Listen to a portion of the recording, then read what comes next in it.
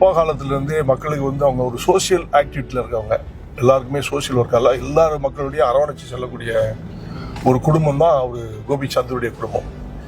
இத்தனை ஆண்டுகளில் இந்த மக்களுக்கு தொண்டு செய்ய முடியாத இயலாத நிலை இருந்துச்சு.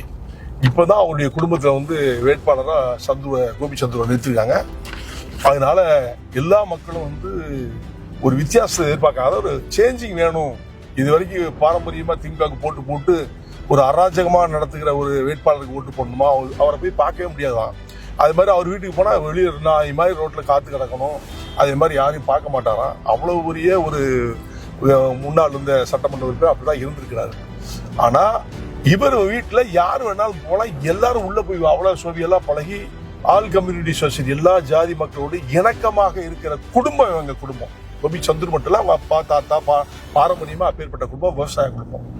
அதனால இவருக்கு ஒரு செல்வாக்கு இருக்கணுங்கிறதா, இவர் ஜெயிக்கணுங்கிறதா எங்களுடைய கான்செப்ட்.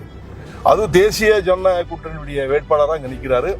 இந்த திருவாரூர் மாவட்டம் எங்க மாவட்டம், எங்களுக்கு உள்ளது, கலைஞர் பிறந்த மண்ணு அப்படி சொல்லியே இவ்வளவு நாள் ஏமாத்திட்டு இருந்தாங்க. இந்த கொடுங்கோல் ஆட்சியை நீக்கவும், இந்த கொடுங்கோலுடைய சட்டமன்றத்தின் உறுப்பினரை நீக்கவும் 2 திருப்பி எம்எல்ஏ இருந்து யாரையாவது பார்த்து ஏதாவது செஞ்சிருக்காங்கன்னா இது வரைக்கும் ஒண்ணுமே செய்யலை. மக்கள்கிட்ட நான் விசாரிச்சேன்.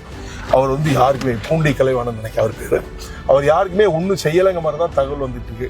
காரணம் அவர் ஒரு ஜமீன் மாதிரியும் மற்றவங்களாம் அடிமை மாதிரியும் மற்ற மக்களை நடத்துறதாக எனக்கு தகவல் சொன்னாங்க.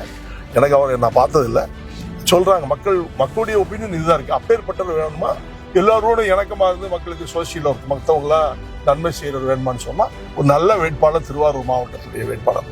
அவர் நிச்சயமா வெற்றி பெறணும்னு சொல்லி தமிழக மக்கள் முன்னேற்ற கழகம் விரும்புவது தேசிய ஜனநாயக கூட்டணியும் தாமரை சின்னத்தில் கண்டிப்பா வெற்றி பெறணும். அது வரலாறு படைக்க, இந்தியாவுடைய வரலாறு, அது உலகத்தினுடைய வரலாறு, இந்தியாவுடைய வரலாறு படைக்க இந்த திருவாரூர் மாவட்டம் ஒரு எடுத்துக்காட்டாக அமையும் நான் நம்புறேன்.